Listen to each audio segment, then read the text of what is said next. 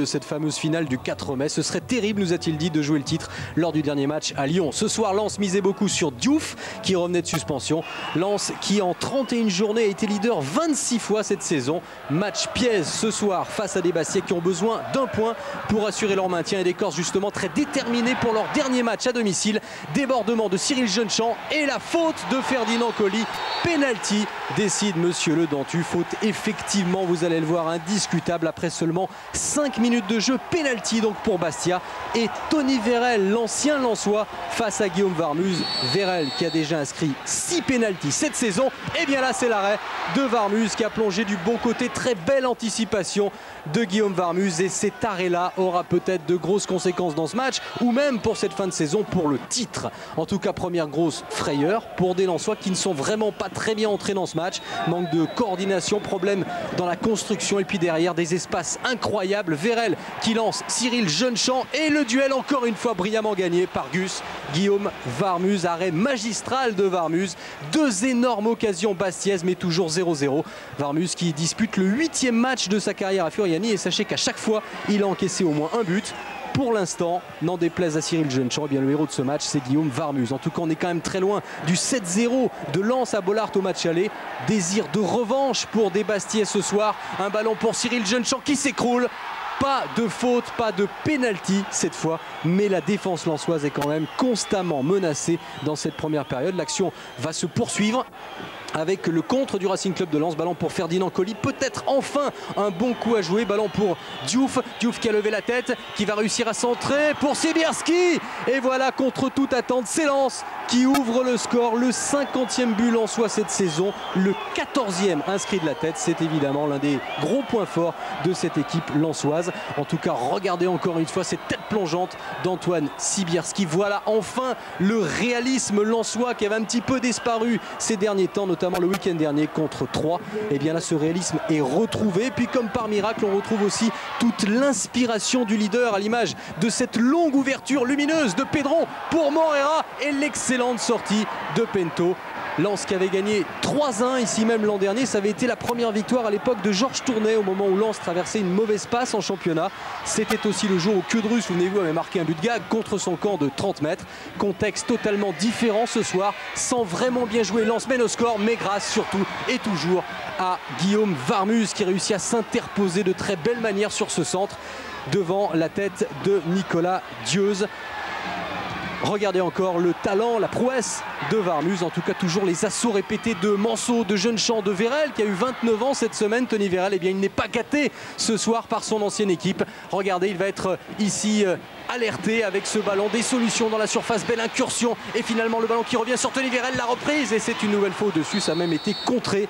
Beaucoup d'occasions de bonne volonté de la part des Bastiais, en particulier de Tony Vérel. Joël Muller, lui, eh bien, n'est pas du tout rassuré. On le comprend parce que Bastia a complètement dominé cette première période. Et pourtant, eh bien, Lens mène 1-0. Le point rageur de Tony Vérel. La seconde période avec l'entrée en jeu du joker Bastiais Beneforti à la place de Manceau. Et puis un peu plus tard, c'est Prince qui va remplacer Dieuze. Coup franc justement obtenu par Beneforti. Coup franc très intéressant pour Bastia. Varmuz qui place son mur. Il est tiré par Greg Vanet.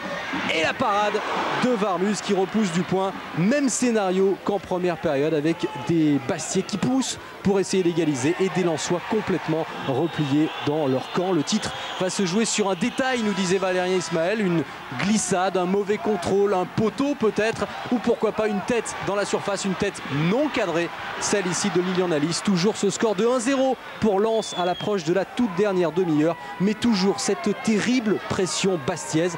On assiste vraiment à une véritable attaque-défense et c'est inquiétant pour des Lensois qui ont vraiment de plus en plus de mal à résister. Encore, regardez ce très beau mouvement bastiais. Les Lensois ne sont plus capables de construire, de récupérer des ballons et au contraire, excellente circulation de balles de la part des Bastiais avec Beneforti. Beneforti sur Vérel, la remise d'Ai Prince, la reprise et voilà l'égalisation.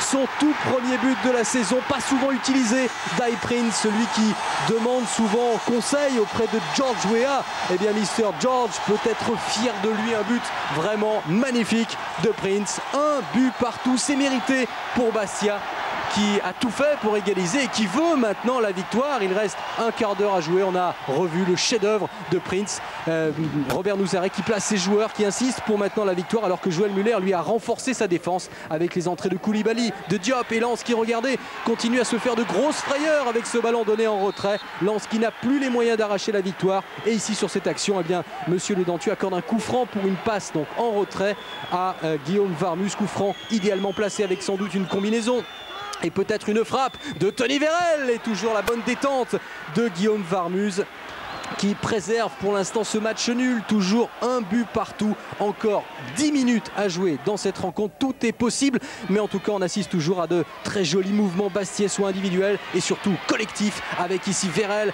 mais encore une solution dans la surface. Fabrice Jo qui était démarqué et qui réussit à marquer 2-1 pour Bastia. Terrible pour Guillaume Varmus qui a été impressionnant pendant plus d'une heure. Et là il s'incline sur une reprise à bout portant. Pas mal d'erreurs dans cette défense lensoise. 3e but cette saison de Jo.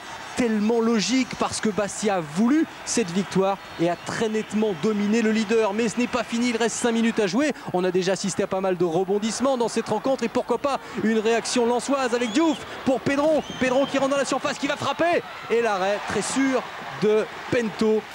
On assiste à enfin une incursion lensoise. Alors est-ce que c'est simplement un feu de paille, une timide réaction, ou est-ce eh bien vraiment la révolte lensoise pour arracher cette égalisation? Regardez, nouveau ballon récupéré par les Bastiais et la possibilité de contre pour Tony Vérel. Le duel face à son copain Guillaume Varmus et il le remporte ce duel, Tony Vérel. 3-1 pour Bastia, enfin récompensé Vérel de tous ses efforts, de toutes ses occasions. Et là, eh bien, Furiani explose. Regardez le désarroi de Valérien Ismaël. Cette défense lensoise a encore été prise au piège. 3-1. Véritable festival offensif de Bastia qui a dominé, qui a mérité toutes ces occasions, qui a mérité de marquer ses 3 buts. Vérel qui réussit cette petite balle piquée. Défaite du leader, la 2e défaite de Lens en 7 journées. Et la joie pour Bastia, on va se retrouver dans les vestiaires. Écoutez, on est en D1. Oui, Bastia a assuré son maintien pour la saison prochaine.